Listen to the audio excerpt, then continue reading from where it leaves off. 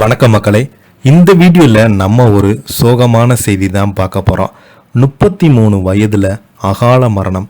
சினிமாவில் ஜெயித்து நிஜத்தில் வீழ்ந்த சிந்துவினுடைய கண்ணீர் கதை பற்றி தான் நம்ம இந்த வீடியோவில் விரிவாக பார்க்க போகிறோம். அதுக்கு முன்னாடி முதன்முறையாக நம்ம சேனலை ஃபஸ்ட் டைம் பார்க்குறீங்கன்னா சப்ஸ்கிரைப் பண்ணாதவங்களாம் சப்ஸ்கிரைப் பண்ணிக்கோங்க.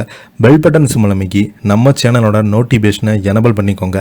நாங்கள் போடுற வீடியோ எல்லாமே உங்களுக்கு உடனுக்குடனே வந்து சேரும். வாங்க என்ன தகவல்னு பார்க்கலாம். சினிமா மற்றும் சீரியல்களில் பலவிதமான கதாபாத்திரங்களை நடித்து அசத்தியவங்க தான் சிந்து. தமிழ் சினிமாவில் 150க்கு மேற்பட்ட திரைப்படங்களில் நடித்து சிந்து பல சீரியல்களில் நடித்து பெயர் எடுத்தாங்க. கதாநாயகி, வில்லி, குணச்சித்திர கதாபாத்திரம் என பல கதாபாத்திரங்கள் நடித்திருந்தாலும் நிஜ வாழ்க்கையில் தாய்மை உள்ளத்தோடு பலருக்குமே ஓடி ஓடி பலருக்கு உதவி செய்த சிந்து தனது 33 வயதிலேயே உயிரிழந்தாங்க. அவரை பற்றி தான் இந்த வீடியோவில் பார்க்க போகிறோம். 1971ஆம் ஆண்டு செப்டம்பர் 2ஆம் தேதி சென்னையில் பிறந்தவங்க நடிகை சிந்து. வெங்கட் சுப்பிரமணி மற்றும் ஷியாமலா தம்பதிகளுக்கு மூத்த மகளாக பிறந்தாங்க.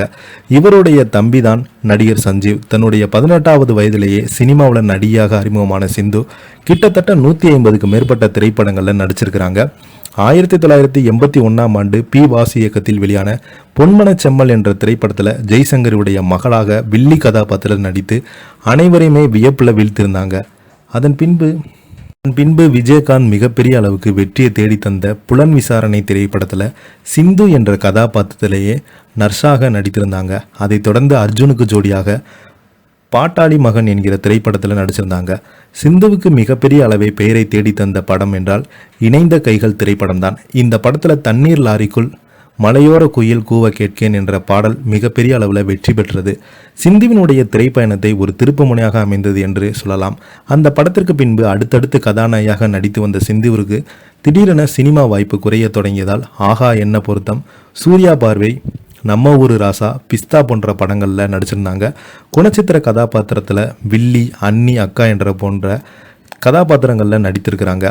சினிமா மட்டுமல்லாமல் சீரியலில் கொடிகட்டி பறந்த சிந்து மெட்டி ஒலி, அண்ணாமலை, கோகுலம் வீடு, எங்கள் வீடு, தோழிகள், ஆனந்தம், சூரிய வம்சம் என சூப்பர் ஹிட் சீரியலில் நடித்து இல்லத்தரசிகள் மனதில் இடம் பிடித்தாங்க.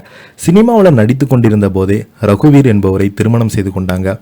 இவருக்கு ஸ்ரேயா என்ற மகளும் பிறந்தாங்க. 2005ஆம் ஆண்டு ஜனவரி 6ஆம் தேதி ஸ்ரேயாவுக்கு 9 வயதாகவும் இருந்தபோது சிந்து ஆஸ்துமா மற்றும் நுரையீரல் பிரச்சனையின் காரணமாக 33 வயதிலேயே பரிதாபமாக உயிரிழந்தாங்க.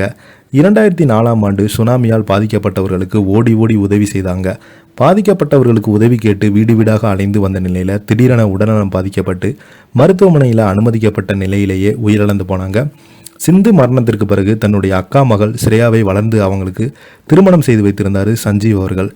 சிந்துவினுடைய மகள் ஸ்ரேயா அஸ்வின் ராம் என்பவரை காதலித்து திருமணம் செய்து கொண்டாங்க. அஸ்வின் ராம் அன்பறிவு மற்றும் டார்லிங் உள்ளிட்ட படங்களை இயக்கியிருக்கிறார். இதை பற்றி நீங்கள் என்ன கீழே உள்ள கமெண்ட் பாக்ஸில் மறக்காமல் பதிவிடுங்க. இந்த வீடியோ உங்களுக்கு பிடிச்சிருந்தால் லைக் பண்ணுங்கள், ஷேர் பண்ணுங்கள். நன்றி, வணக்கம்.